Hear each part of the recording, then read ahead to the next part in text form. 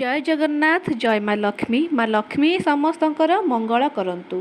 तेबे आजिर आमर एही भिडियो रे आमे जानिबा जे फिटिकिरीर सहज प्रयोग द्वारा किभଳି घरु नकारात्मकता दूर हेबो एवं घरे धन संपद ऐश्वर्य भरी जीवो। फिटिकिरीर एही सहज उपाय रे संतुष्ट हेबे माँ लक्ष्मी, दूर हेबो सबु दुख। तेबे प्रायतः आम समस्तଙ୍କ घरे फिटिकिरी थाए किंतु आमे माने एहार व्यवहार जानि नथाउ। तेबे आजिर आमर एही भिडियो रे आमे कथा हेबा फिटिकिरी संपर्क रे एवं एहार व्यवहार विषय रे किछिटा सहज उपाय रे आमे फिटिकिरी साहाय्य रे आम घरु समस्त प्रकारर दुख असुविधा नकारात्मक शक्ति दूर करि परिबा। तेबे किछि लोकंकु एहा अंधविश्वास लागि पारे किंतु मु कहि रखुची बंधुगण जे एहा अंधविश्वास नुहे। वास्तुशास्त्र रे आमर अनेक प्रकारर तुटका छोट छोट जो तुटका कहा जाए से तुटका विषय रे उल्लेख करा जायछि। एहा कोनोसी अंधविश्वास नुहे। एही तुटका द्वारा एही तुटका को भक्ति एवं विश्वास सहित प्रयोग करने द्वारा आमे आम जीवन में बहुत किसी सुधार आनी परिबा। आम घर अनेक प्रकारर नकारात्मकता दूर करि परिबा, आम जीवन को सुखमय करि परिबा। बंधुगण एहा अंधविश्वास नुहे बरं एहा एक तुटका अटे। आपण जानिथिबे विभिन्न प्रकार असुविधा बेले गोटे छोट छोट तुटका मध्य काम करि जाय। तेणु एहा मध्य एक तुटका जहाँ वास्तुशास्त्र रे वर्णना करा जायछि। तेबे फिटिकिरी द्वारा करा जाउथुवा प्रथम उपायटी हेउछि जदि आपणक घरे कौनसी व्यक्तिंकर नजर लगुच कहीं आपणकर उन्नति उपरे नजर दौरान बेले बेले देखा जाए कि पाख पड़ोसा मैंने आपणकर उन्नति सही पारती आपड़ जदि कौन उन्नति कर तेज से नजर लगी जाए आपण आपण जीवन में बहुत प्रकार असुविधा सृष्टि हुए होगा जाऊँ कम अटकी जाए विभिन्न प्रकार दुख असुविधा दारिद्र्य इत्यादि आसे। तेज जदि कौन लोक आपण साही पड़ोसा हूँ कि बंधु बांधव हूँ से जदि कौन मंद उद्देश्य नहीं आपण घर को आसुँच कि आपण कार्य नजर लगाउछंती तेबे गोटे काम करंतु आपण घर द्वार मुहरे थिबा पापोछ तले एक फिटिकिरी छोटिया फिटिकिरी खंडे बेसी बड़ नुह एक छोटिया फिटिकिरी खंड आपण पापोछ तले रखि दियंतु। जेतेबेले आपण घर को किए आसीबो सेमाने सेही पापोछ रे गोड़ पोछिया द्वारा सेमाने सांगर नेकी आसीबा समस्त नकारात्मकता एवं समस्त नजर समस्त दुर्भाग्य आपणकर से पापोछ रे गोड़ पोछिया द्वारा सही थारे ही अटकी जीवो।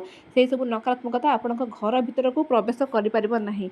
जे कौनसी लोक जदि आपण घर उपर को खराब नजर पकाउथिबे किंबा नकारात्मकता दृष्टि कि चाहूथे कि आपण जीवन में किसी भल न हो आपण खराब चिंता करते तेज से सब चिंताधारा आपण द्वार मुहर ही अटकी जीवो, ताहा घर भीतर को प्रवेश करि परिबो नाही।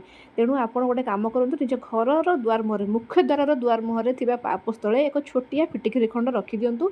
जे कौन व्यक्ति गले से पापोछ रे गोड़ पोछिले सब नकारात्मकता सहीटारे ही अटकी जीवो। तेबे द्वितीय नियमटी हेउछि आपण जेतेबेले घर पोछुचंती से घर पोछा पानी रे किछि फिटिकिरी गुंड मिसेइकी से पानी रे घर पोछंतु। एहा द्वारा कौन हुए ना घर समस्त प्रकार नकारात्मकता दूर हुए। जेतेबेले भी घर पोछिबे से घर पोछा पानी रे किछि फिटिकिरी मिसेइ दियंतु एवं सही पानी रे घर पोछंतु। तेबे तृतीय नियमटी जानिबा पूर्व माँ लक्ष्मी सच्चा भक्त मैंने कमेंट रे निहाती भाव में जय माँ लक्ष्मी बोली लिखंतु। वीडियोटी को लाइक एवं शेयर करंतु, आम चैनल को सब्सक्राइब करंतु। तेबे तृतीय नियमटी होछि आपण चाहिए आपण ठाकुर घरे मध्य एक फिटिकिरी खंड रखिपारे। यह अत्यंत शुभ होता है। या द्वारा माँ लक्ष्मी कृपा प्राप्त हुए। यह छड़ा आपण कौन करूँ ना निज बाथरूम रे एक फिटिकिरी खंड नहीं रखुँ। साधारणतः बाथरूम टी होछि राहु केतुंकर स्थान। बाथरूम रे एक फिटिकिरी खंड रखिबा द्वारा राहु केतुंकर प्रभाव जीवन उपरू ह्रास हुए।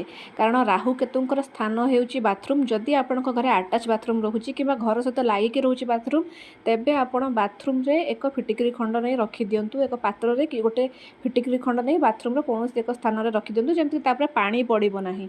सेमती एक स्थान रे रखि दियंतु। देखिबे आपण घर नकारात्मकता मध्य दूर हेबारे लागिबो एवं सौभाग्य आसबार लागिबो। आपण माने जानिथिबे कि जेउ मानक ऊपर राहु केतुंकर प्रभाव रही थाए तांको ऊपर सब असुविधा दुर्भाग्य लगी रही है। तेणु फिटिकिरी खंड बाथरूम रे रखिबा द्वारा राहु केतुंकर प्रभाव जीवन ह्रास हुए। आउ एक काम करंतु गोटे छोटिया उपायटी आपण मनी पर्स एक छोटिया फिटिकिरी खंड रखंतु।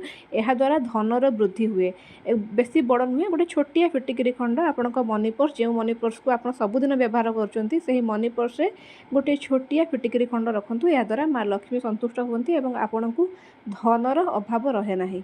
तेबे फिटिकिरी यही सब नियम पालन करंतु। देखिबे माँ लक्ष्मी आपणक कृपा दृष्टि रहिबो। जय माँ लक्ष्मी।